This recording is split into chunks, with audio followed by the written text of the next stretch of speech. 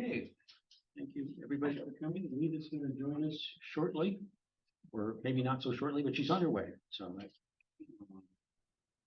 So first thing we need to do is a remote participation motion. Meredith, anybody would like to make that motion? I'll do it.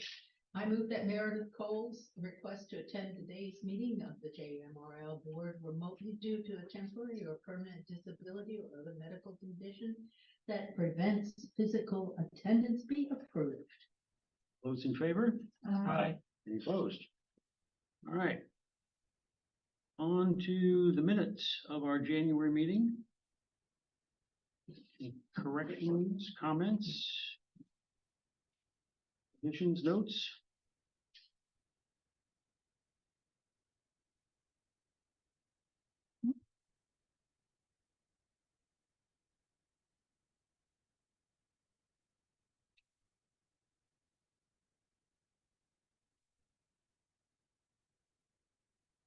If not, or motion to approve them as presented.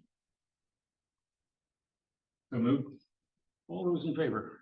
Aye. Any opposed? All right, let's do announcements first. Yeah, I would like to introduce Ophelia Payne, Louisa's branch manager. Thank you for joining us, Ophelia. Ophelia's been the manager at this branch since the end of 2016. Before that was at the university library, so we're happy to have her here. It's been an exciting few weeks at this building, but Ophelia, would you like to say hello? Good afternoon, everyone. Welcome to Louisa. I hope you had a nice drive down this afternoon. So if you have some time before you head back out, we do have a lovely exhibit in the library. It's the Henry Box Brown. It's a replica of the box that he shipped himself to freedom. So take a look at it. It's very interesting. He was born right here in Louisa County, just a few miles down the road here. So, and welcome to Louisa. Thank you. And Ophelia would be available to show people around the branch. Yes, I'm available too. I have one other announcement as well. So bittersweet news, our Nelson Memorial branch manager, Susan Huffman, is retiring at the end of March. So we've got some big shoes to fill in Nelson County. All right. Time for public comments. Anybody here, David? Do we have anybody online? If you're attending remotely and you'd like to make a comment, you can use the Zoom raise hand function now.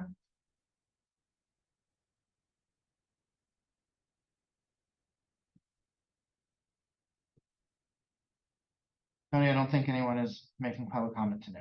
Very good. We'll move on to trustee continuing education. Most of you already know our esteemed library director will be talking to us about the Friends Family of Funds at the Charlottesville Area Community Foundation. We had some discussion about this at our last meeting and donations and things like that. So we thought this would be a good time to go over exactly how the foundation operates in relation to JMRL. So I'll turn it over to David. Okay, great. I will do a little bit of history for you and then a little bit of current standing for these family of funds. So the goal here is for the board to have a better understanding of the process and what kinds of things the Friends Family of Funds has traditionally supported for JMRL. So yes, we don't have a good acronyms, FFF, but this was originally created in 1992 with a gift of $20,000 from the Friends of the Library. Some library systems have their own separate endowment where they have a separate tax organization and staff that manage that. Our Friends of the Library and the library board at the time wanted to get together to have a vehicle to encourage large donations. So they worked with the Charlottesville Area Community Foundation to house it. The CACF is kind of a holding place for foundations for lots of other organizations in the general region here. The stated purpose in 1992 was, after a proper allocation of direct and indirect expenses, it's used solely for the support of the charitable and educational purposes of the Friends of the Library and its affiliated agencies, including but not limited to initiation of pilot or demonstration projects and activities, to have a vehicle for matching funds for grants, expenditures for specific areas of the collection, and extension of library services to unserved and underserved populations. The ones, I don't know where to put this. So one stipulation in there was distributions from the fund are not intended to replace JMRL library funding for basic library operations or to augment or replace the annual book budget. So basically created for innovative programs and services. The initial drive was to get it up to $100,000, and after that, not to spend any principal off of it. I'll go through how it's expanded since then some. Now there are no restrictions on spending outside of location and service. Underscoring not to replace any obligations for operational costs of the library. For example, we wouldn't use it for salary for staff to extend hours or to offer new services.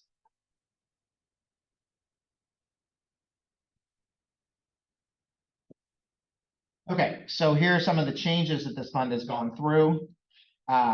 Starting with the governance, this actually hasn't changed. It has always been an advisory committee to the CACF, which is made up of the president of the Friends of the Library, the vice president of the Friends of the Library, the president of the library board, the vice president of the library board, and the library director. The Friends treasurer is an ex officio member. They're a non-voting member, so they come to the meeting. They don't get a vote in deciding how funds are spent. So you can see some of the growth there. What happened was that there was a Friends of the Library fund that the Friends ended up naming the Art and Jane Hess Fund after two of the founders of the Regional Friends book sale. And then we got some bequests in between 93 and 2007 there that were for specific things, and each one of them started their own fund within the CACF. So there were 6 funds. The Naranci bequest was $100,000 in 1993. The Celia Martin Fund was $277,000. A Rachel Poole Fund, the Scottsville Fund started with $100, and then the Greene County Library Fund was $40,000. That was actually the leftover funding from the fundraising for when Greene moved into the new building there. So a local group of friends there organized that. They had money at the end of it, and they started a fund with the CACF. There was a major gift in fiscal year 19 of almost $1 million from a beloved library user who passed on and left that amount unrestricted to JMRL. So a couple other things that the Friends and the library board and the library staff noticed was that the Friends had trouble keeping up with the fundraising capacity for the Crozet Library project. When $1.5 million was raised, a lot of those were individual checks that came into the Friends, and they kind of treated it with their own checking accounts, and they were looking for a vehicle to remove some of that, the day-to-day maintenance of that. And at that time, in the end of 18, the library board president and myself started talking to the CACF. That was Peter McIntosh at the time, who also has a long relationship with the Friends of the Library, about adding funds for each branch to help with capital fundraising in the future. So instead of just having, this catch-all, there would be a branch-specific fund for every library at JMRL. That happened in 2018. So in addition to those funds that are up there, there is an added fund for Louisa, for Central, for Northside, for the Bookmobile, for every other library at JMRL. The Nelson Memorial Library Fund proved this successful. The Grow Nelson Library Group in Nelson County raised $500,000 between 2018 and 2020. That money came into the foundation there. It came to the Nelson Memorial Library Fund, and it was expended out of that as they were buying things like that. Later on, I'll show you the new book kiosk and the vehicle that they have there and their makerspace, all funded through that. I should mention that the Crozet, the Friends were the fiscal agent for Build Crozet Library, and that's how that happened. When we added these new funds in fiscal year 18, the floor was $10,000 for each fund, but the CACF waived that for JMRL, so some of the funds had $0 at the time, and some of them still have $0. So in fiscal year 21, the entirety of the funds grew from $2.4 million to $3.9 million. Some of that, a small amount of that, was fundraising for Nelson, about $250,000 of that.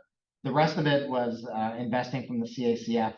In 2020, the calendar year 2020, their overall investment portfolio went up 28%. So this went up along with that. So I was joking to somebody the other day when I was looking back through my notes of that period, when I got the end of the quarter in that year, the end of the quarter responses, I had to call them and say, I think there's been a mistake. So it was not anything genius that JMRL or the Friends did. It was the CACF. So maybe you're going to talk about investments, but the CSDF includes the Art and Jane Hess family of funds, Correct. plus other Charlottesville area stuff. Yeah. And is that all, somebody is managing that, I suppose, and is it managed as just one giant allocation? There's not specific investment strategy for sub funds, and then perhaps the growth is then distributed among, proportionally among the funds. How does that work? Well, we can have the CACF come in and talk about the actual investing of it, because I'll say what I know, but they know better than I do. Yeah. My understanding is that they have general investment strategies for sizes of funds, and that they treat the friend as one. Okay. I would say. It's not just one whole pool that they're treating this, as one. So you could internally identify these as the kind of the percentage sub accounts, Mhm. while and just saying, here's my full Charlottesville area amount that we're investing according to this allocation. It sounds like that's not the way it's working. Well, I believe they are investing for each fund. Yeah. So when I get, and when Tony gets and when Alita gets, or actually now they're electronics, you have to sign and get them. When they get the quarterly reports, there'll be a report for each fund. Yeah. What their investment strategies are and how those differ between, you can see the Art and Jane Hess Fund has $2 million. Right. And, the Gordon Avenue Fund has $1,000. So, I'm assuming they might have different strategies for those two, but I don't know whether or not they're treating it as one big lump investment. If you're talking about different strategies for different sizes of funds, then sounds pretty clear that it's a sub, that they're doing a sub. I can either take that question back to the CASF, or we could have them come and talk about investment strategies, which is Let's see. Yeah, let's see what everyone thinks. down the road there. Okay. So here are the current holdings. Can't see the totals, but you'll see, so the Art and Jane Hess Fund has been the kind of catch-all. It's unrestricted. It's been where large donations have come. It's experienced quite a bit of growth in the period that I mentioned there, but it's over $2 million. The growth in the Celia Martin Fund has been large. Central Library Fund got a fairly large donation of $30,000 a few years ago. Crozet Library Fund, since the Bill Crozet Library folks have largely stopped doing active fundraising, when gifts come in for Crozet now, they still get a fair amount. They go into this account. So, like Bill Schrader, who's the vice president of the Friends, and he was the driving force behind the Bill Crozet Library. He still occasionally will put out calls for fundraising, and here's the landing spot for that now. Gordon Avenue has been, gifts over the last 5 years, basically green. This is the funding that's still left from the end of the construction project in the early aughts. Louisa, largely this was seeded by a donation from the estate of Eugenia Bumpus, who is on the wall here and was the driving factor behind this building being built. Nelson, that is what is left of the 500,000 that has been raised for the support of that expansion. Northside has had several large gifts, and Scottsville had about a $10,000 gift a few years ago from one patron. And some of that, they had some requests for how to expend it. So there were some improvements in the children's area there. Total of $3.4 million.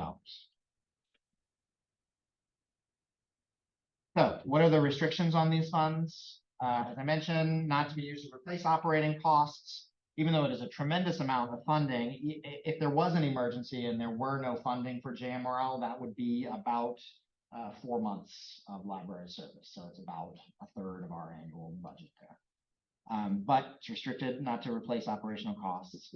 The Naranci bequest is restricted to Charlottesville, the city of Charlottesville specifically, so it can only be used really in support of things at the Central or Gordon Avenue branch. The Rachel Poole Fund is restricted for educational purposes. That was in the bequest that came from that family. So that has been used for I'll talk a little bit about scholarships and internships and things that the library has been able to provide with this funding. The branch funds are restricted for the support of that particular branch. So the Louisa money would be spent here at Louisa. There are no restrictions on spending principal versus interest anymore.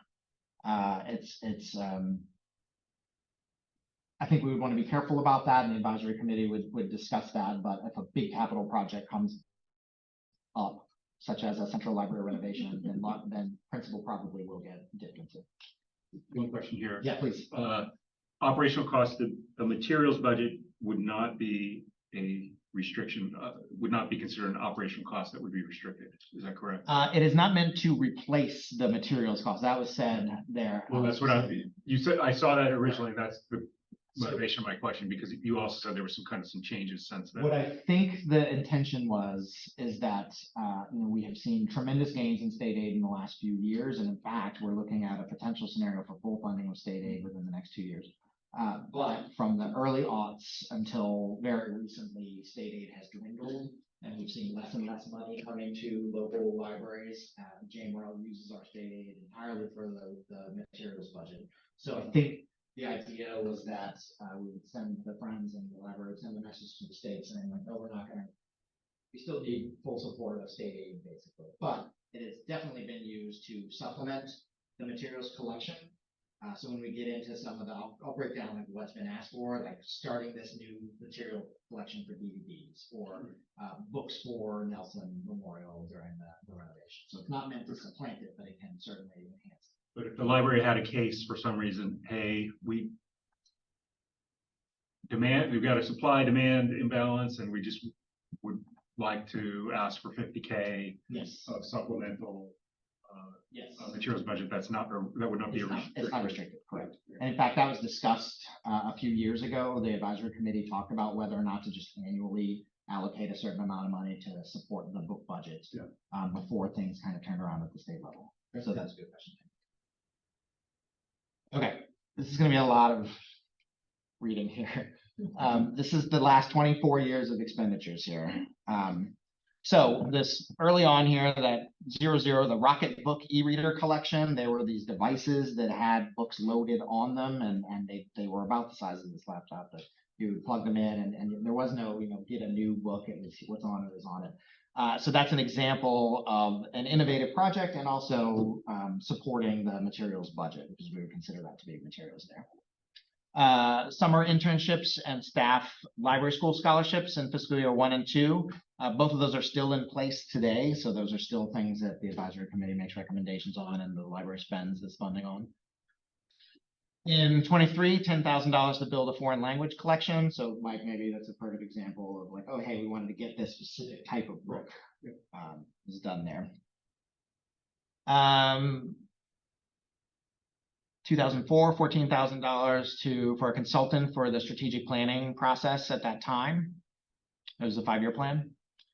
JMRL DVD collection. We didn't get one until fiscal year 2006. We were a little bit behind some of our peers. It was up to $50,000 over 18 months to buy DVDs. That fiscal year 7, that $17,000 for a reading initiative involved working with a particular group that had it was a Jim Trelease, I believe. I couldn't describe the exact initiative, but it was to promote summer reading and things like that. Author visits and some digitization equipment. Fiscal year 8 is the first time you'll see mention of the Big Read or any community reading program. So the Friends Family of Funds has been supporting that since then. So for 16 years, it was the Big Read. Now it's the same page. $8,000 that year to support a Nelson County design study. So that is the seed that led to the renovated Nelson Memorial Library. That design study that was commissioned at that time was completed a few years later, and that's the same document that was used the Friends funded it. Nelson County used that design 10 years later as a starting point when they decided to expand. 2009, at this point, support for the Big Read, same page. The library school scholarships and an internship became annual costs that are still ongoing. So every year after this, that's you can count that in as something that was spent. There was also a request for $5,000 for security equipment at the Greene County Library. Fiscal year 10, it was community read and scholarships and internships, so no innovative projects. Fiscal year 11, $1,400 for the textile librarian software, which is still in use over 10 years later. So it was a pilot that became an operational cost. The Friends Endowment paid for it. It worked. We liked it. The library board made it part of the budget moving forward. Same for the downloadable ebook collection, which of course now is very much part of what we have to budget for. Fiscal year 12 was $20,000 for a daily progress digitization project. I believe that was approved but not spent because it shows up the next year in fiscal year 13 as well. I think they were waiting for support from outside resources. Library worked with UVA on that. So fiscal year 14, a central library design study. Same case. This is the same design study that the working group has taken around to Charlottesville and Albemarle that has the renderings of what this project could look like. $9,800 for early literacy computers and a video camera for green. Fiscal year 15, $5,000 for the Reach Out and Read program. This was the first year of money for Scottsville out of area fee scholarships. So that was a few years after the regional agreement was amended to state that anybody not living in Charlottesville, Albemarle, Green, Louisa, or Nelson has to pay $30 a year for an out of area fee. This took a tremendous impact on our Scottsville branch specifically. We had people who lived in the town of Scottsville that were not Albemarle residents or Fluvanna residents. So the advisory committee started a scholarship fund there where if somebody has a mailing address of Scottsville, they can get a reimbursement for their out of area fee. And that's still in continuation. Yes. Fiscal year 16 ongoing programs. So those are the aforementioned scholarships, the Big Read. That Reach Out and Read was there for a few years, supported through fiscal year 22. So from 15 through 22. Fiscal year 17, 23, $300 for the ongoing programs and an additional $3,000 for a Louisa County Library Comic Con, which I attended. There was a chat with one of the founding authors of the X-Men. It was video chat in here, very popular event.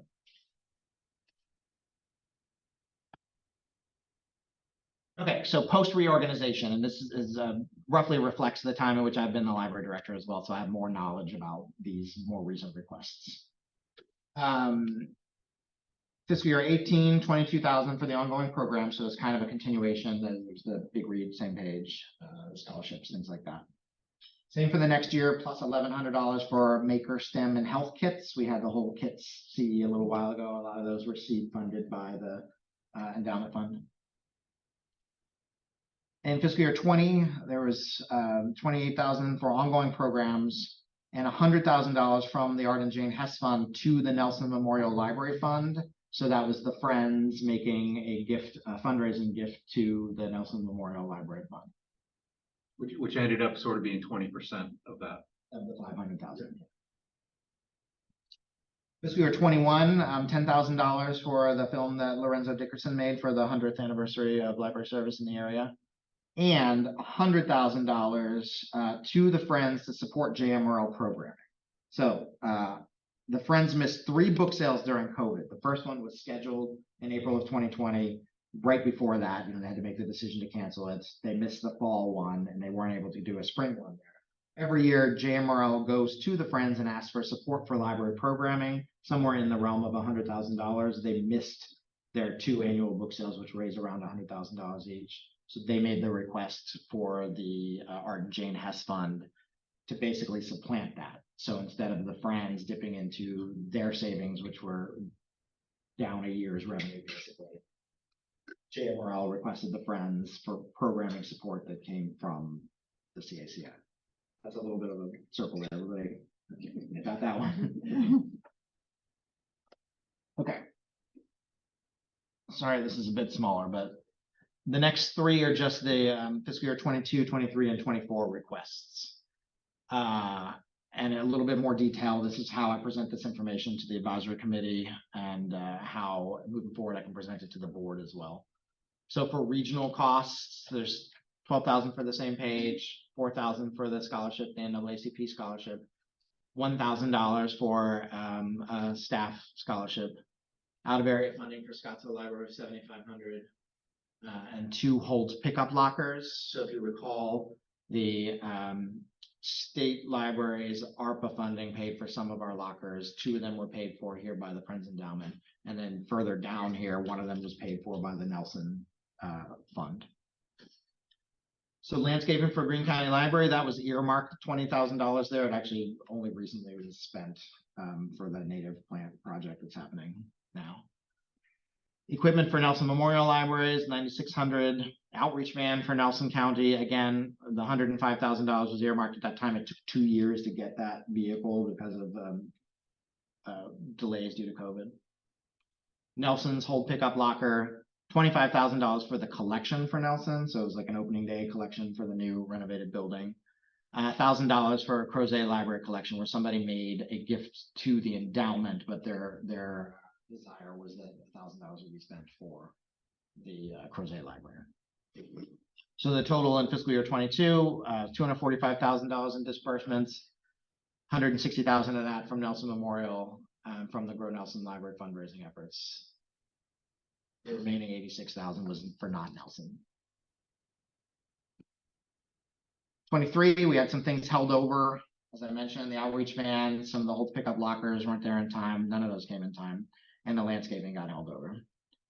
So the new requests were for same page for the NAACP scholarship, out of area funding for Scottsville patrons, equipment for the Monte Ave redesign. So a lot of the makerspace equipment that's in there now was funded by the Friends family.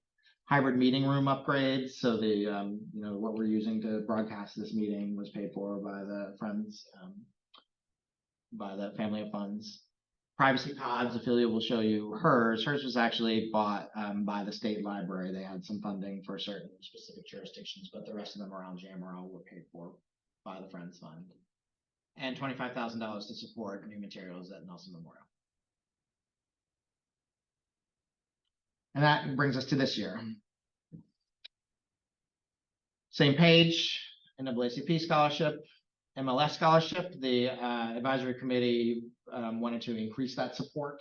It hadn't changed in 20 years there, and the cost of school has gone up. So out of area fees, new materials for Nelson, the 24-hour library project, 125,000 for that, and in-branch improvements. So there was some landscaping there. Our fence was put up between Foster Fuel and the library on that side.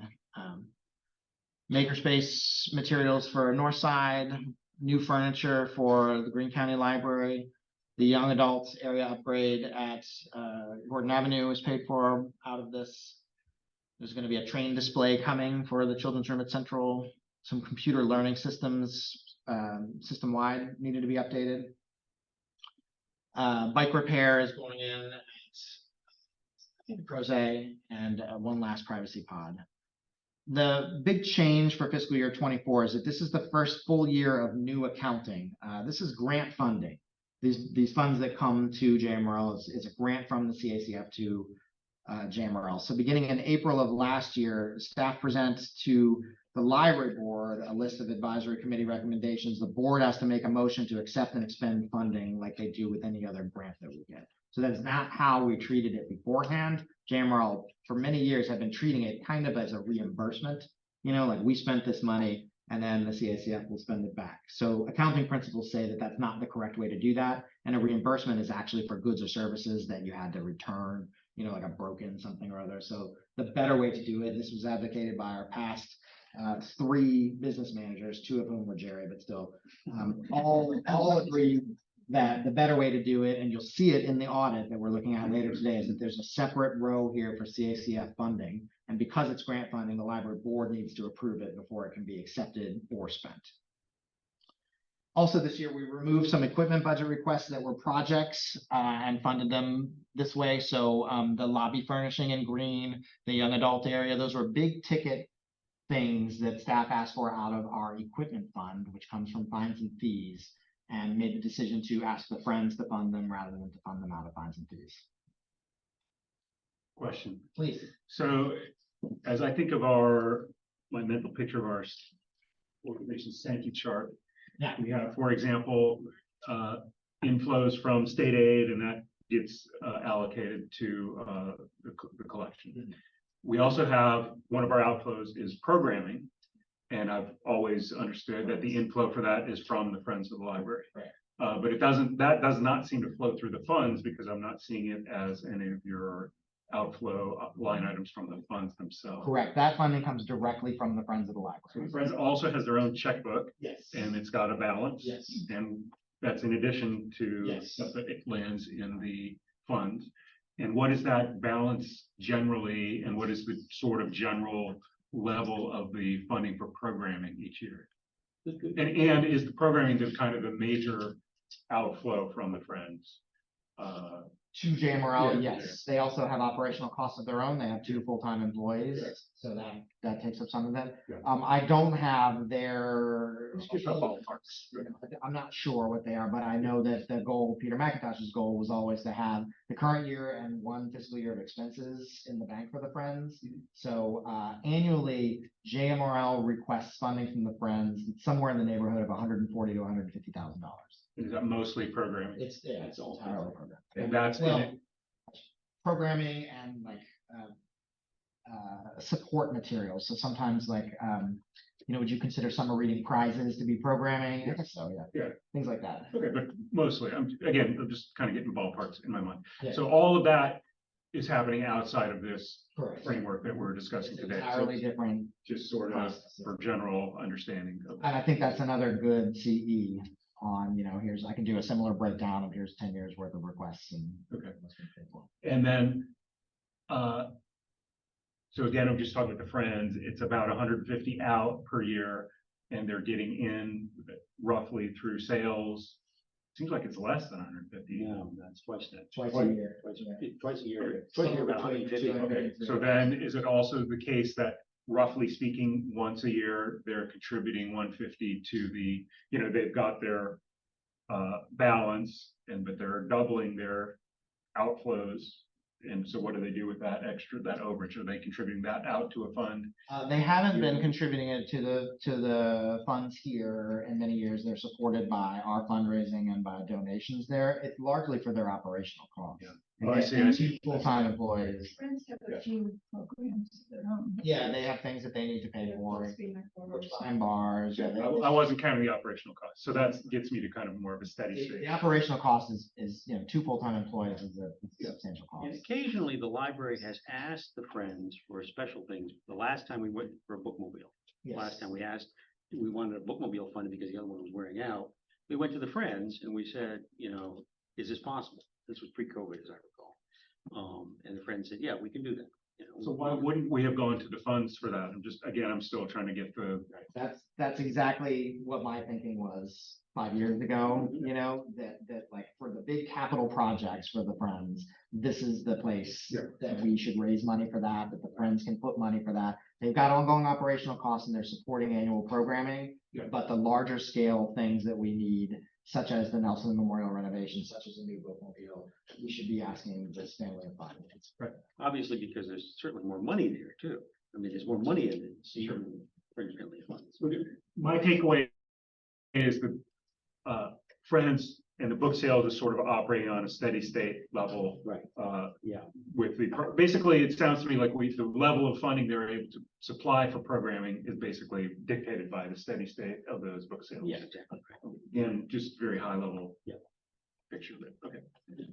Quick got it? question, Yeah, please. can the money from the family of funds go to like the Books Behind Bars program or only to library? The language that's in there says something along the lines of supporting the mission and values of the organization. So I think there is a scenario in which the advisory committee would decide that they could send something to an outside organization. I've got a good example in mind. I don't think that our board representatives on the advisory committee would be interested in funding something that was then gonna not support our local community. We've had requests before for projects outside of the area, and generally it has been, let's keep it in the area. So, for example, the fundraising that is happening in Nelson for their Dolly Parton Imagination Library, the Friends are not the fiscal agent there. The fiscal agent is, I believe, the United Way. And at some point, some of the money that's coming into the Nelson Fund will need to go to the United Way to support the Dolly Parton Imagination Library. But that is a partnership program that we're having. The policy committee just talked about the partnerships we're having. So there are times in which it would go to an outside organization, as the advisory committee would support that, but it would have to be very specific. Okay, this is the last slide, actually. So the future plans. There's the accounting that I mentioned there. This is the first full year of the new accounting. It's grant funding. So at the beginning of April last year, staff presented to the board a list of advisory committee recommendations. The board made a motion to accept and expend. We did that again after the turn of the fiscal year. So this advisory committee will meet in July, and then I'll come to you all with a list of here's what the advisory committee is recommending, and the board will have a motion to either accept or make some change to it. So no funds can be accepted without board approval. The funds show up in the audit and they can be carried over if need be, which is something that cannot happen to gifts that come into our operational budget. JMRL by the regional agreement can only carry over 5% of our operational budgets. Otherwise, we're returning money back to our jurisdictions, which is good. It means we're not hoarding taxpayer dollars, but these gifts long-term need a place to live, and that's where the CACF comes. And that happened with the Nelson Van, which it took 2 years for the thing to show up. So we actually started the new accounting halfway through the last fiscal year, and as I mentioned, long championed by our business managers. So starting for requests this spring, JMRL managers will be able to request funding for special projects directly in the same way they make requests for operational friends and equipment funding. So 3 times a year, JMRL managers can make a request to the organization saying, here's what we need operationally, and that's generally funding that we would need to get from our jurisdiction. So Ophelia says, we need another 40-hour position in order to meet this need in the community. She would make this request, and then the budget committee would talk about it, and we would take it back to Louisa County and discuss. Same for that Friends funding. There's actually, in the annual Friends funding, there are a bunch of different funds there that they will provide to support the library, but there's some for children's programming and there's some for branch discretionary programming if they need it. So they'll make those requests. They're going to be able to make special requests out of the endowment fund, whereas in the past that has been less formal. It has been just ask David, or I'll identify something that if there's a need here, we're not going to be able to pay for it out of our budget. So let's go and ask the friends. So this is kind of to Mike, to your point last month about using donated funding for special projects. This is absolutely how the family of funds has been used in the past and will be used in the future, just without the time constraints of working within our budget year for a gift. JMRL likes to budget carefully, think about the human resources needed for any given project, and this allows us to do that. Allows for that creativity and the new things without having to make rush decisions on spending, without having to get our tax base basically paying for all of it.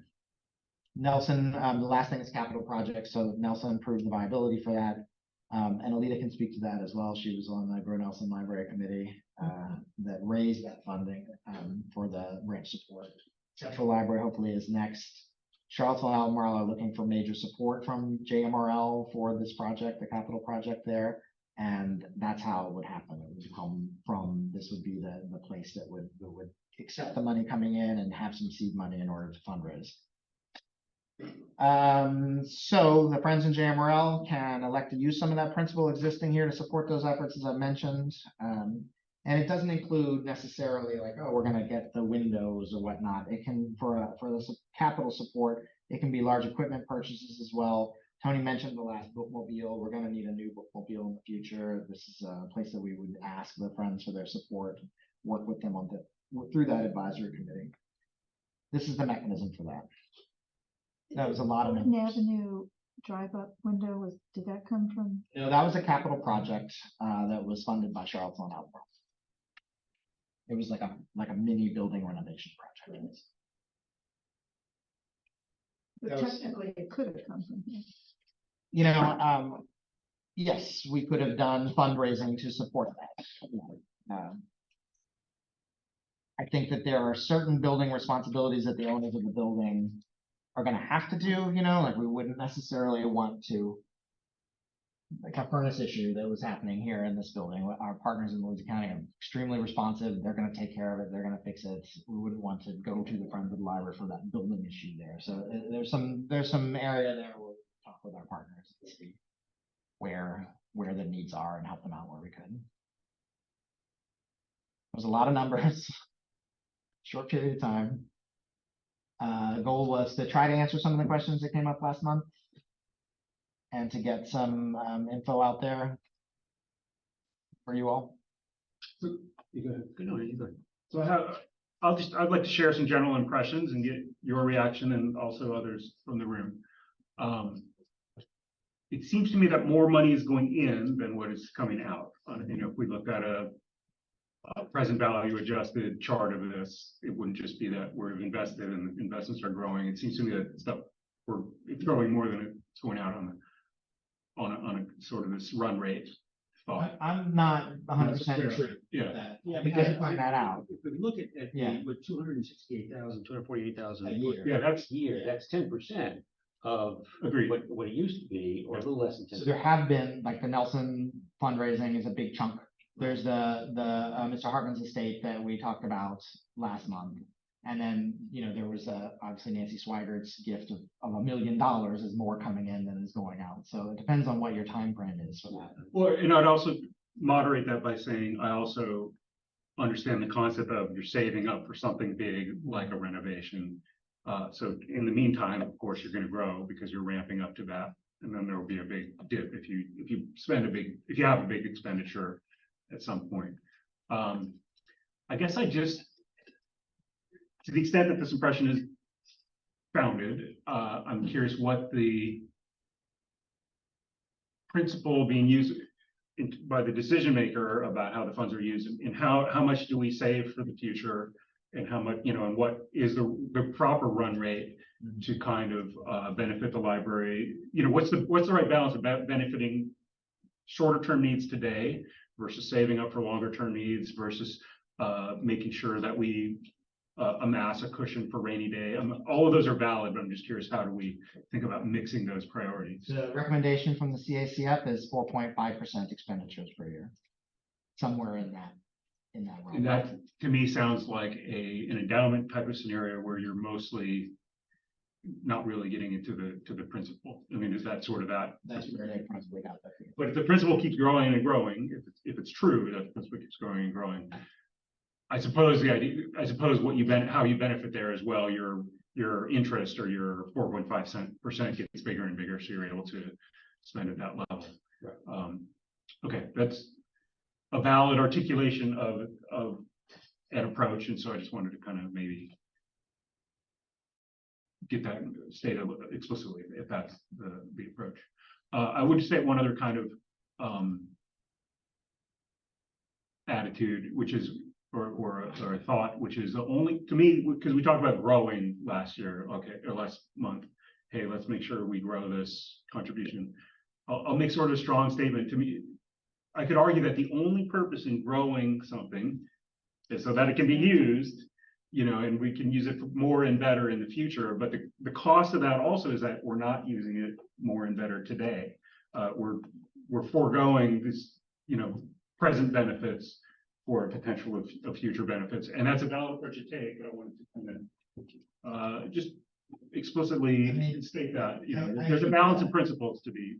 I hear that, considered but here. we are expending it today. I mean, Yeah. to the More this than is five. this year's Yeah. expenditures. There's a brand new young adult area at Gordon Avenue, and there's a new native plant garden at Green, and there are new AWE machines at every branch because of the support of this. So it has been. I'm certainly not saying it's not getting used. Yeah.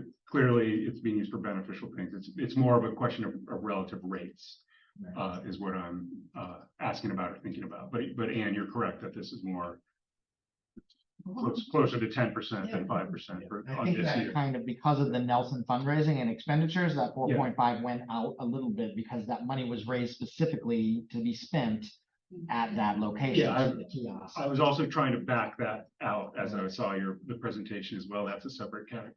Okay, again, just some general perceptions or perspectives I wanted to kind of get, put in people's I minds. do think so.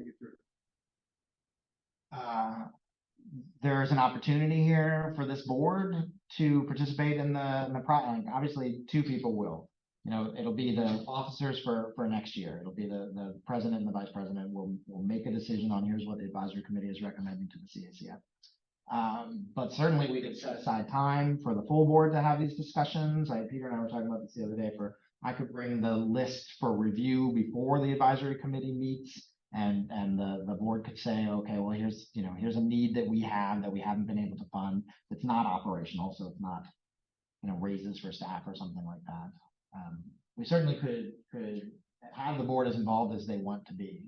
Well, part of my motivation is we've been asked in 2 previous occasions and another upcoming occasion, hey, we have this funding that is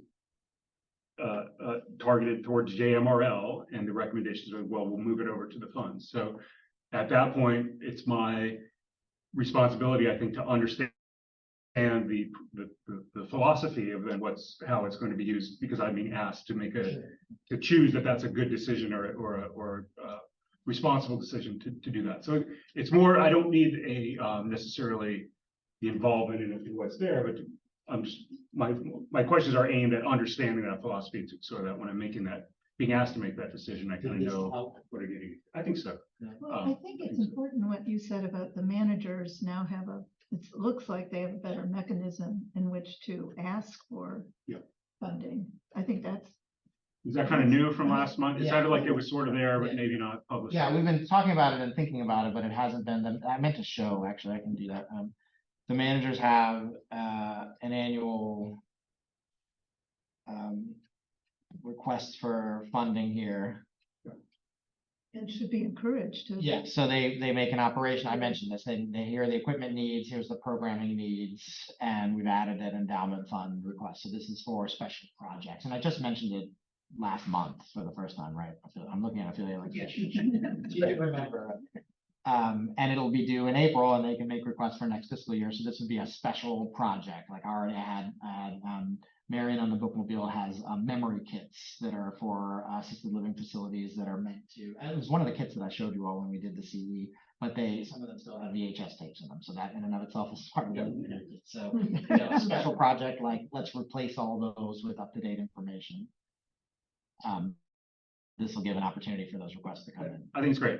I want to be responsible and be able to be in a position to use it when we need it, but I also want to get the most out of what we have. That's really the motivation of all these lines of questions from last month and this. So Thank you. And this was great. Like this was really valuable to sort of see the full list of expenditures. And my feeling is that since at least a portion of those funds are being given to the library and that are going into that, endowment that's kind of in between the Friends and the library, that this board has a fiscal responsibility of kind of oversight. And so, I think what would be ideal from my perspective is that before those meetings, there's at least some discussion of this board about what are our priorities. If we don't have a long-term resolution of principal versus, or if there's something big, right? So there should be some opportunity for this board as a group to just kind of weigh in on like, where are we as the committee goes into this, this decision making. And then it sounds like almost wholly, having to approve the grants will kind of take care of the reporting out of like, what's the plan for spending this, with the exception, as you said, of like, it's theoretically possible that there could be something that's going out to the friend, to a Friends project, which would also be good for us to know about. Yeah, I think that's a good question, because that's not part of what this board would have to make a motion for. Right. If the advisory committee made a decision to send something to the Friends, this board wouldn't. But we should, I'll make sure know about it. And as I said to you the other day, like all of this should be done in a way that if today there's this wonderful relationship between the director and this board and the Friends board and everyone trusts each other, that's great, but that in 10 years may not be the situation. And so we just want to make sure there's processes in place that if anything started to go off the rails, it would get caught. If I get hit by a bus.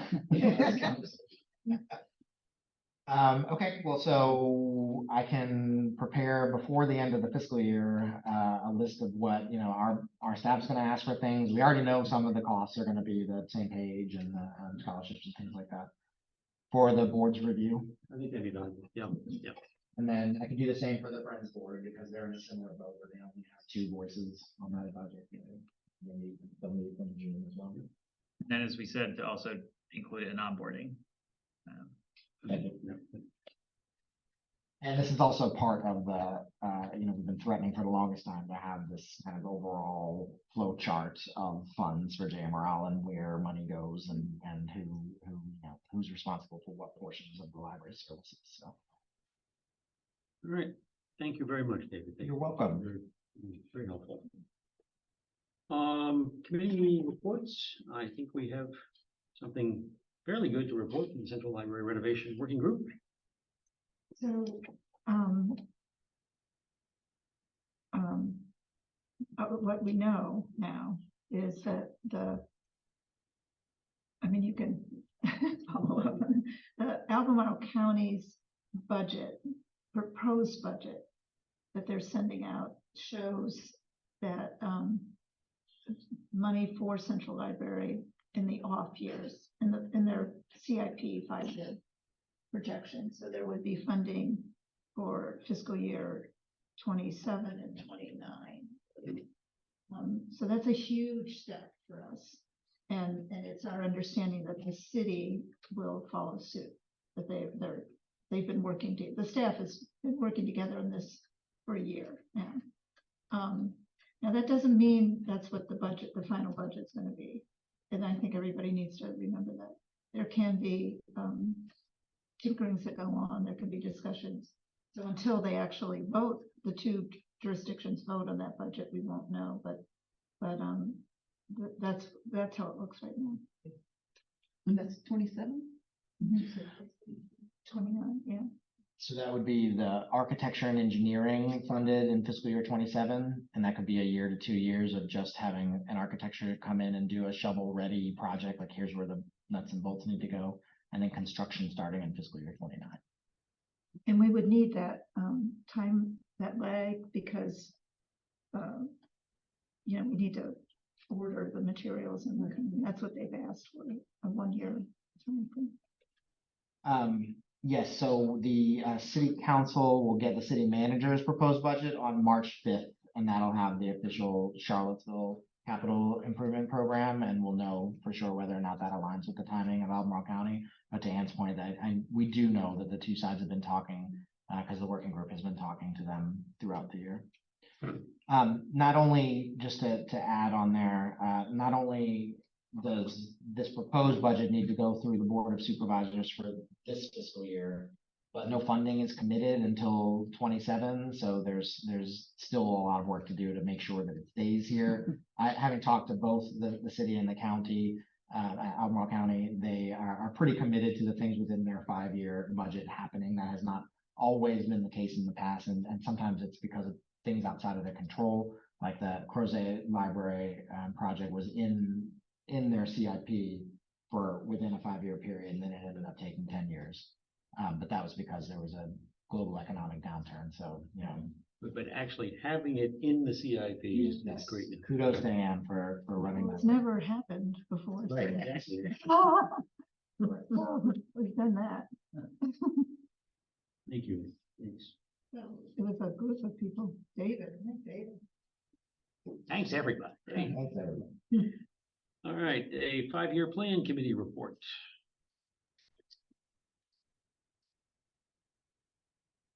I guess it's me. I'm trying to remember back. We did actually meet one other time after our January meeting to do some wordsmithing, and I believe it's currently with the graphic designer. Is that correct, David? Yeah, that's correct. I think So that's basically the report, except I have one thing to add on to that, which is that so as Meredith said, that the graphic designer is working with Jennifer McAdam Miller. The plan includes values, JMRL's already board stated values, then goals and strategies.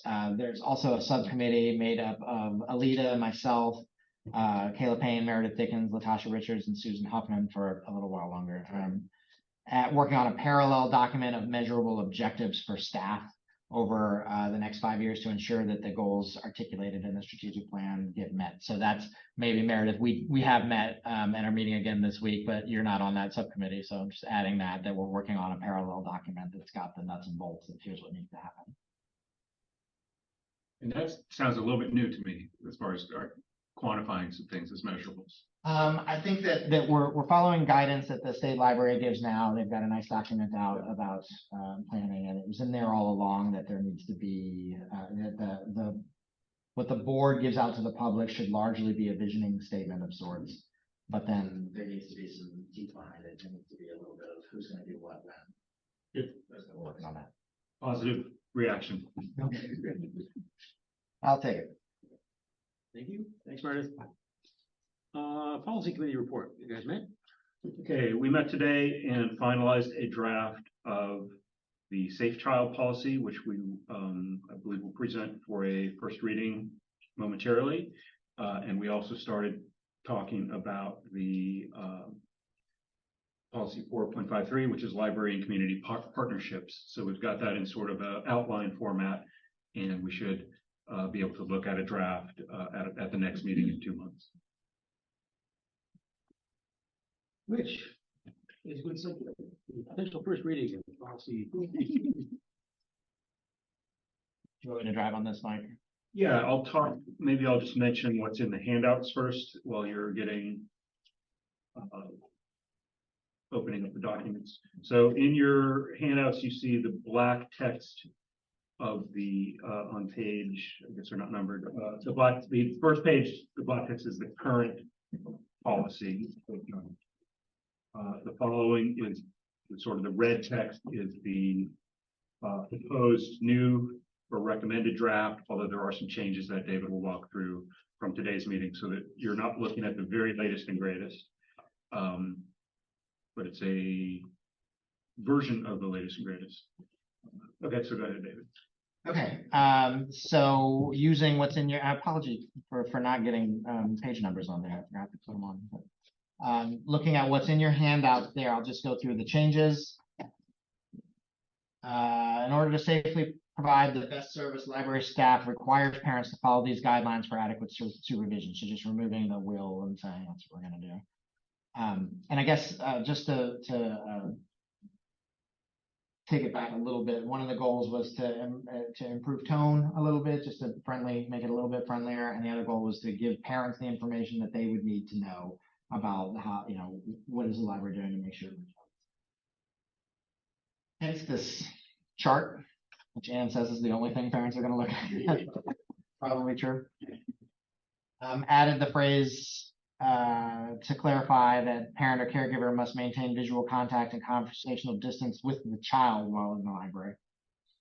Just in case any lawyers showed up for that one. And then there was quite a bit of talk over the last few meetings about unattended children, what happens if a child is left at the library or a parent doesn't come in to pick them up on time. So this language, it's addressed later in this draft, but the until closing was added for the 10 and older and 12 and older kids there. No more major changes until the paragraph that starts in addition. And we had a discussion about how much of this was a little inside baseball. There's a lot of discussion here about the parameters for staff interacting with kids and being in an area in which the door is open or there's a window in the door, so that there's always the opportunity for visibility. This is a policy, so this is the board level. Here's the general things that the library wants, and then we have procedures, which are the staff level. How are we going to carry out the board's desires here?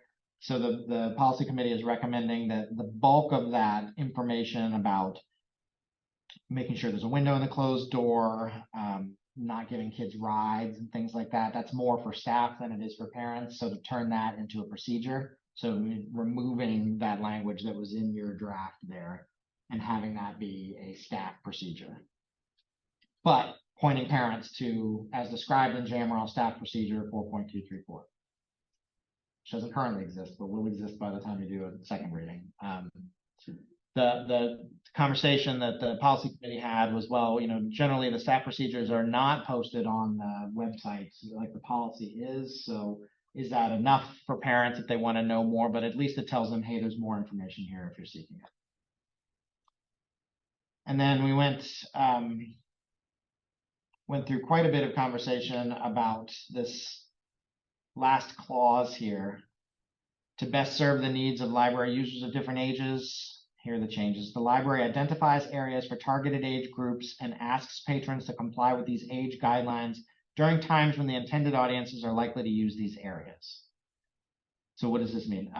We had a good conversation, I think, about kind of kids and teen areas in our branches, especially teen areas. Only Northside really has a separate teen area with 2 separate doors. Every other one is part of a continuum with the library. There's open space, and Ophelia will show you here. There's an area clearly marked for teens, but it's also part of the larger library there. So we do have other users that are either reading the materials or just taking advantage of the company space. So how do we give, this is new, this was not in the previous policy. How do we give staff enough language that they can say to somebody, hey, we've got teens coming in here. Can you please use this? Would you mind moving over to this other space without creating a customer service issue there? And the example I used was the football games here when on Friday nights in the fall, school gets out and the kids have a couple hours to fill. So we know that there's going to be an influx of kids coming. You want to make sure that that area doesn't have adults in there, reading or on their computers and whatnot. And then the last sentence, in order for library staff and volunteers to be easily identified, badges must be worn at all times. That's more procedural. That's a requirement of library staff. So that'll get moved to the staff procedures. We anticipate there might be some discussion or questions about that last bit, about the areas that. So the question, the issue in the last is, do we state up front that we have hard and fast rules, that we are able to construct hard and fast rules about use of areas depending on age of the patron, what we landed on was sort of a good faith. We're going to ask everyone to cooperate with us and understand the reasons why we might want to have areas that are focused on different age groups. So if anyone, I think. And this is new clause. This is not in the current policy, the idea of targeted age areas. So this gives the staff a little, as it stands, it gives them sort of a little more support for asking patrons to kind of observe those guidelines. But the question was, well, do we need to say, well, it's a rule so we can require you to leave this area if you don't want to? But if for instance, there's this area, teens area, and then you have the children's area. Well, in the children's area, there's so many kids that they can't do what they need to do, so they move over to this. So if you say, well, I'm sorry, this is the teens area, you have to move. Well, where are they going to go? The conversation was more about older people. So I think Camille put it well from the staff, that she wanted to have a space where the teens, for example, are able to feel comfortable using that area when they want to use it. But you're right that this. Well, if there's I don't think this is saying that those kids can't go in there. It's just saying, like, if there's a time in which that teen area was going to be, we knew that there was going to be kids coming from after school, or there's going to be a homeschool group of that age, or there's going to be something happening there, then we would ask folks to reserve that area for teens. If there are also a ton of kids in there, then, I mean, that's just the nature of the branch that you're thinking of, right? It's like they're right next to each other, and there's no real separation there. So I don't think that this gives the staff a tool to reserve space when possible, but they're going to have to use good judgment about when that will be. So if there's a full house because there's a story time going on at the same time, it's not going to be the ideal time for studying anyway. They get loud. Remind folks, this is the first reading, then we'll have a second reading next one. So comments. Now's a good time though if you've got. Yeah, exactly. Sure. Yeah. Do people feel comfortable with the draft and you'll see the corrected draft next month. Right. I'm wondering if we need more months to look at the final thing, or people are kind of following the changes. I'm just curious, is this most, like, another way to look at this, if I understand it correctly, is it's sort of saying that library staff can relax the kind of zoned, kids zone, teen zone thing at their discretion. So like, in the middle of a weekday, if kids want to hang on the teen, nobody cares. It's more like that, but there are certain times when those want to be more enforced. Or is there like a more free form, like, this corner of the library is only for teens today, but it's not a teen zone. Like, I'm just it just seems like you're more just saying that the existing zones can be relaxed at the library's discretion. Yeah, right now we don't have anything in policy or procedure about it. So, what we have told staff is to enforce conduct policies. So if there's somebody causing a disruption in the teen area, and staff right now will ask people, Brady, do you mind moving over here because there's kids coming in right now? And then if somebody throws a fit or throws a chair or something, then it's like a conduct policy violation. But they have not had anything to point to that says, well, here actually it says we're allowed to ask you to move. The thing I think is, like, I think that people totally get like the idea of spatial zones, right? This is like the teen zone, if it's reasonably well marked. Well, yeah, I mean, but more than, like, if you just like arbitrarily were like, all the teens come in here, yeah, I think you could get a lot of resistance from very different age groups if there's no spatial reinforcement. Mm-hmm.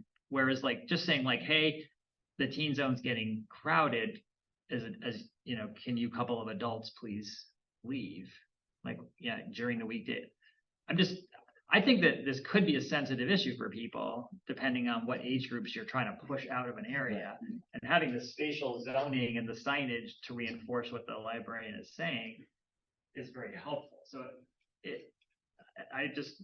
you tied this to, what's really going on is that there's periods where, because the library's not busy, we kind of relax that stuff. And yes, it was okay for you to be there during the day, but now that we've got teens coming in, we're going to ask you to leave.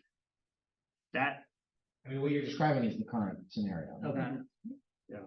That's what's happening now. Yeah. So, if it's during the day, I'll just use the central library, and there's somebody sitting in the teen zone. There's kind of high top tables there, so people like to use them for computers or whatnot. Then staff they're not going to interact with them about their use of the space. But then when it's time for the kids to be out, there's little signage there now that says, it's the teen area, please after school, things like that. Then they would go over to them and say, hey, we're going to have some kids in here. Do you mind moving over? So I don't understand how this makes it different. This gives some rationale that staff don't currently have. I mean, it's not a procedure. It's, I think, meant to be a framework so staff can say, this is why we do this, other than, guys getting around to get out. So if somebody complains now and they say, well, I don't want to move, then they don't really have something to point to.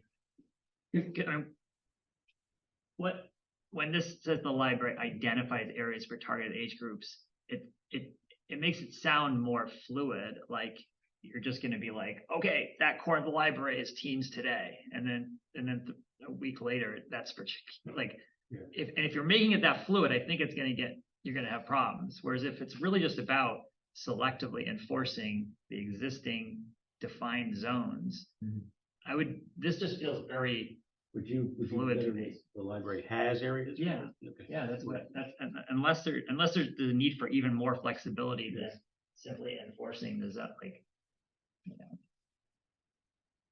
Designates do the same thing, or just they already exist? Well, to me, it's more about, they already exist, so it's more about, at the discretion of library staff, the existing age-based zones are, enforced more or less strictly based, depending. I really like that. That makes sense to me. Yeah. We have these areas. We have areas for targeted age groups. We have a teen area. We have a kids area. It's a small change. Been established or just has? Yes. There. Yeah. I know, Sure. I know, Tony. I know your algorithm. Your heuristic on it. Okay. Does that help? Does that help? Yeah, because then you can say, right, the person might be like, but you let me sit there yesterday, and you're like, yeah, well, we sometimes relax the rules, Yeah. but right now we're enforcing them. Does that help you, Alita, with the kids? Yeah, I think, with a designated area, and you could say, well, this is the teen area, and so, and we've got a lot of teens here, do you mind? Which is what's happening now, but now if somebody said, well, no, if they have a reason, I'm writing a paper, I need this book, and I'm. You can book with you. Should we leave that as is? Yeah. Is that okay? The board can think about it. Sounds like everyone's satisfied for now. Okay. Yeah, I'm not hearing someone say, well, we need to just make it a hard and fast rule. 'Cause there's some pros and cons to that approach, but, I mean, that's really the distinction where. Well, and Mike brings up a good point, just because we read it this month, doesn't mean we have to vote on it next month. We can revise it again next month, and if we folks take it back and say, no, I think we need to think about that. Sure. Well, I think the next step is we'll see a consolidated, clean draft next month, and then we'll either decide someone, not me, will either propose to adopt, or someone will say, let's discuss for another one. Sure. I think that does count as a first reading if we did want to vote next month. Yes. Just to put that in. And we have an update on the fiscal year 23 audit. And this is actually a final audit, so when the agenda went out, it wasn't clear whether or not there was going to be a final copy in. This is not a draft, this is the final audit for fiscal year 23 for JMRL. And it's contained in your handouts, folks. It's in your handouts, yes, it's 40 pages. I'll go through a little bit of information here, and then the board can talk about whether or not they would like the auditors to come in and talk, which we have the option of asking them to come in every year. But since we have some newer trustees, generally what we're looking for, what I'm looking for when we get an audit in, is the figures themselves, to get a final accounting of the fund balance and the equipment fund. That's on page 10 of this audit. So we know what we think the equipment fund is and how much carryover there is, but it's not official until we get an audit here. 5, 6, 7, 10. So on that page, at the very bottom line, it has the fund balance as of June 30th, 2023. So that includes the general fund. This is operational costs. That's the equipment fund. And then, as I mentioned this year, that also includes the CACF funding that the board allocated for this year to spend. The other thing I'm looking for is to make sure that our calculations about the carryovers were correct. That's on page 16. And it is in a note, it's not in a table. Because again, JMRL does these calculations, and we assume that our numbers are correct and that there's no money that's due back to local governments. But until we get the audit, it's not official. Here's the official statement. It's in that note 5. The regional library agreement limits the amount of year-end unrestricted fund balance that can be retained in the general fund of up to 5%. Funds in excess need to be returned, and it says there were no accumulated funds in excess of 5%. So that these are, we already knew these things, but it's having the outside verification from the auditors. And the last thing I look for is on page 32. This is not telling you these are the only things to focus on. It is worth going through the whole thing with the auditor every few years. While I'm scrolling. It's their statements about whether or not there is a deficiency in internal controls exists. So what we're looking for is for them to say, given these limitations during our audit, we did not identify any deficiencies in internal controls. And that's just the systems that JMRL uses to accept, expend, and account for funding, basically. Of course, then they also always say, however, they might still exist. We didn't see any. But they might still be there. But if this said that they identified some deficiencies in internal controls, and that would be something to be concerned about. So all of these came in as expected. The calculations matched what JMRL had for the general fund and the equipment fund. And there were no accumulated funds in excess of 5% to revert, and no identification of any deficiencies in internal controls.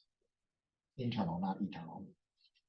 And we do an audit once a year. Once a year, yes. It's part of our deal for the fiscal agency of JMRL that the body that the city of Charlottesville contracts with for an audit will perform an audit on JMRL as well, because our funds are commingled.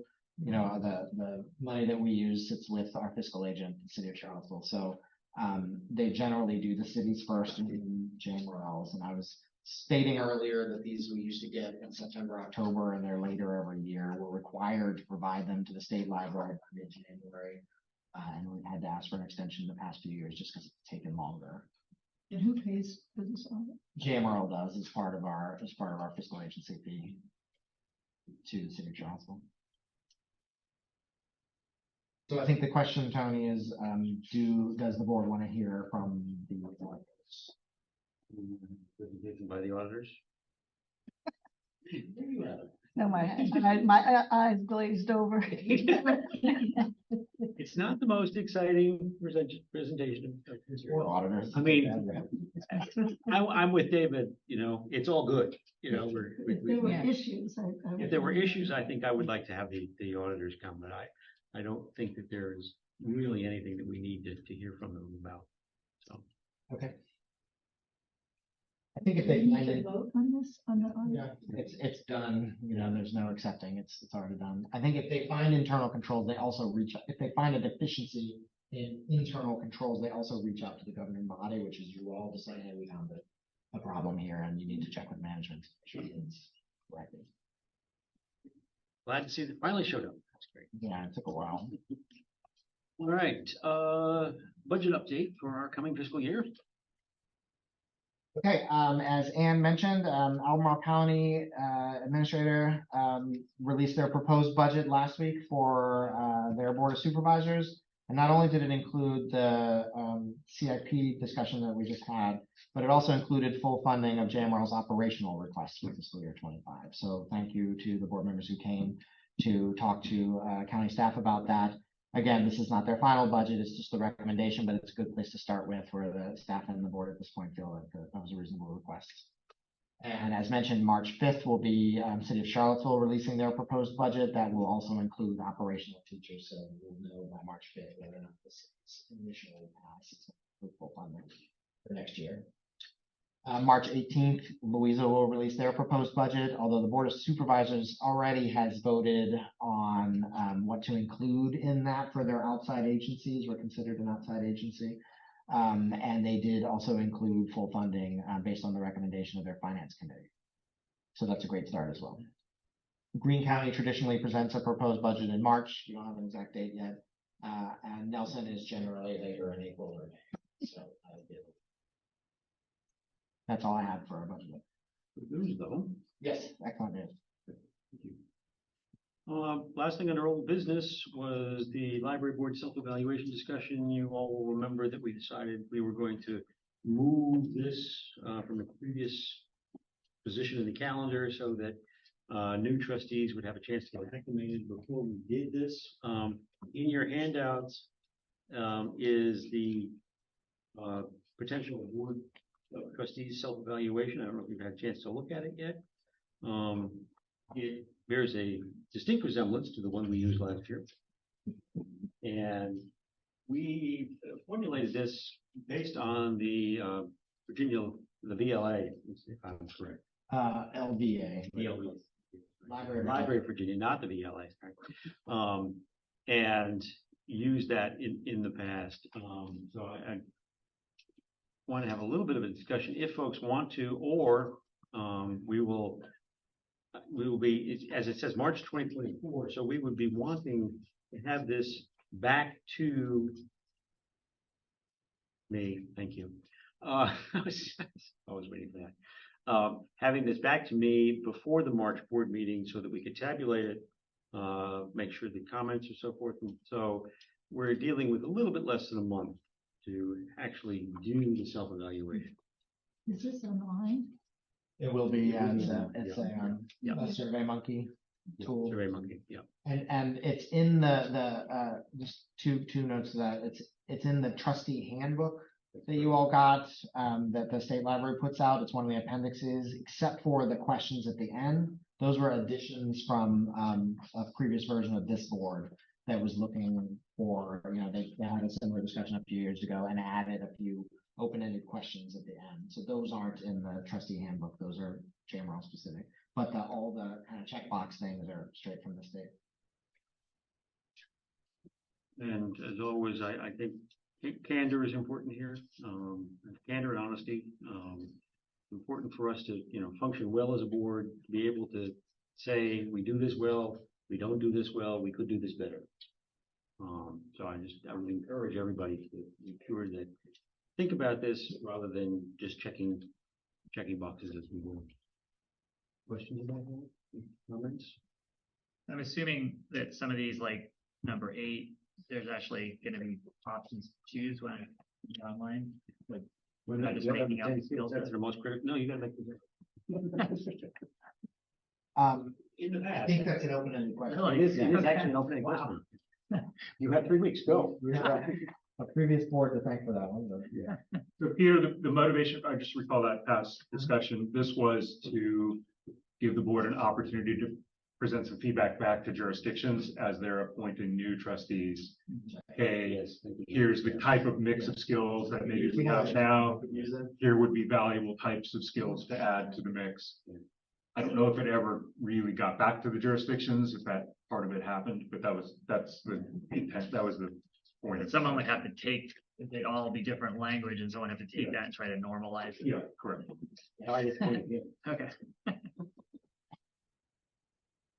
Yeah, but maybe that would just be, if we're gonna keep it. One email that gets sent out afterwards to, hey, the board conducted self-eval, FYI, here's one. Or even while they're appointing folks. Yeah. Because it's not like, Brandon's got 3 more years left, and Louise doesn't have to think about it for 3 years, so maybe at that point, while they're engaging in the That process. requires you to keep track of the calendar a little more closely, but yeah. And on number 5, where it says in which of the major categories above, is that referring to like question 4 or to all of the above, or to like the major sections? I think it refers to the major sections. Planning. Yeah. Okay, individual trustees, got it, okay. And again, I'm happy to, as you go through it, if you have questions, I'm happy to email me directly. As David knows, I'm very good at making up answers. So what we can do is Tony and I can get the electronic version out to you all and maybe take a few days to accept feedback on that. If we want to make any changes and then send it back out again for. This is the final version. You have it. With a deadline, a clear deadline. Clear deadline. Oh, here's one. Will individual board members come to meetings on time? I'm on tape today. All right, the library I director. get it passed next month with Warren Nelson. I have the longest commute. We need to have a ribbon for that, Oh, this reminds me though that this probably should have come up in trustee orientation, but you all are eligible for a mileage reimbursement for travel outside of the meetings at. Yes, I'm sorry, I should have mentioned that, yeah. Yeah, so there's a form for that, let me know, and you get the IRS rate, which is like, 5 cents. it's like 65 cents. It's gone up, yeah. Yeah. So to get. Outside and north side, so any other air, Yes. like when I went to Gordon Avenue, I can get that. Yes, you can get reimbursed for that. My There's like apologies. a threshold of 30 miles away from your home. Then I'll get the language and send it out to you all, so you know, here's the form, here's the reimbursement. I'll just have to go on the MapQuest. Yep, and you just put in the mileage and send it. Yeah, actually, we're required, Usually 9 miles, so. we're required to submit a map with them too, so it was a joke that we do that. For the library director. Oh, thank you. So we've mentioned this kiosk quite a few times. I wanted to show you all an image of it. We did a soft launch a few weeks ago, and it's in Nelly's Ford. And immediately, Blue Ridge Life magazine had somebody just driving by and took a picture of it. So Kayla and Gary from Nelson Cable there were working on it. But this is what this machine looks like. It's in the shopping center right in the town of Nelly's Ford. So it is live now. We soft launched it. It has materials in it. Currently, the materials were selected from the Nelson Memorial Library. It can fit up to, I think, 250 items in it. It's got kids materials. It's got adult materials in there. Those are visible in the catalog. It is not currently accepting holds, so that's a functionality we may be able to add down the road, but right now we're only going to be able to get to it to fill once a week or so. We're adding a return bin next to it too. It does accept returns, but then that takes up a slot in there, so we're going to do a separate, just regular old library return bin next to it. What you can't see from this picture is the color. It is very purple. Yeah, very purple. Visible from the highway, yeah. And that's 151 goes right in front of it there. So we'll be, it's right next to ABC store. Highly convenient for some. So just to point that out, and we're working with Nelson County once we get the book return there to have a small event, like a a ribbon cutting event of sorts. But when Kayla and Susan and I were there the other day to work on something, within an hour, 2 people came by specifically to use it. So there's definitely a lack of library service in that area. We've got the bookmobile now going to Stony Creek and places up and down there. They go to the Rockfish Valley Community Center and they go to the ski barn at the foot of whatever, but that's only once a month on that route. So very exciting, and yeah, we'll have to make it. It's not. We're going to Nelson. The board is, but it's like on the other side of Nelson by design. So Does that work with like a library card swipe or like what? it works with there's a barcode scanner there that like a little what's the red light called? A little like at the infrared, gas yeah. station. So it's not facial recognition. It's not facial recognition. The software is pretty nice. We're very happy. But no, it's not facial recognition. You need a library card. So special thanks to Kayla Payne for the backend setup, and to Susan and her team, and Karen, Yulita, Peggy, and Megan for all the support and maintenance to get it there. Also special thanks to Sarah Holman, who's the owner of the shopping center, for her ongoing support. She's allowed us to put this there, and we worked with her to bring internet to it. And all this was funded by Grinnellson Library, so special thanks to Grinnellson Library. Also special thanks to Louisa County's General Services and Fire and Rescue staff for spending a lot of time in this building over the last few weeks. They were quick to respond to a gas odor that required a building closure, and then to rebuild the furnace when the building was without heat for several days. Still, the back office area is without heat. There's a separate piece that needs to get fixed here, but it's 65 degrees today, so we're surviving. And thank you to Ophelia, who had to manage all of this. Work with the City of Charlottesville's HR department on JMRL salary scale is ongoing. Currently, we are identifying peer libraries to use as comparators for the salary study. The city is not recommending that we use the comparators from last summer. They feel that it's not apples to apples comparisons. Then we're going to work with them to build a potential new salary scale. At that point, there's going to need to be significant outreach to our jurisdictional partners about funding this over the next few years. We are reaching a tipping point here where neighboring library systems are telling me that our salaries are holding back their salary comps, that they're looking at us and saying our salaries are so low that they're having trouble moving forward with theirs. I heard that from Orange County and from Central Rappahannock and from Pamunkey Regional, which is to the east here. And for an example, we lost a candidate for a position here for a similar one at Central Rappahannock, where the starting salary was more than $10,000 a year more. So I'm glad that this board has identified this as a priority moving forward.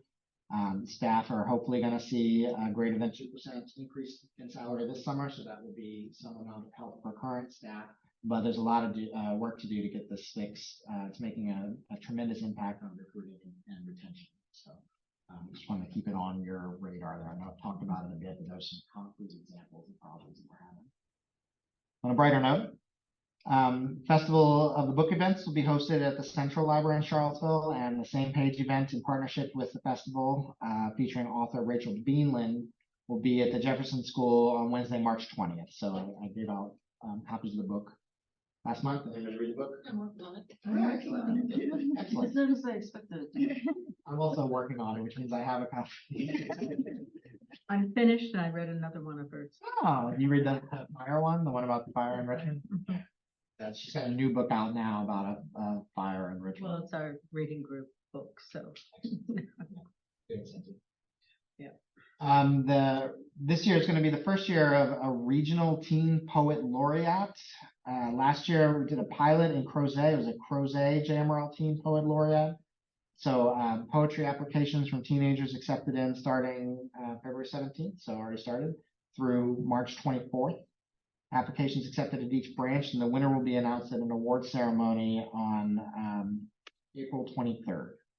So special thanks to the Crozet crew for doing this last year, and it was so successful that it's a bigger program. I also mentioned the new young adult shelving in the more defined area at Gordon Avenue. I think we're going to Gordon Avenue pretty soon. You'll get to see it.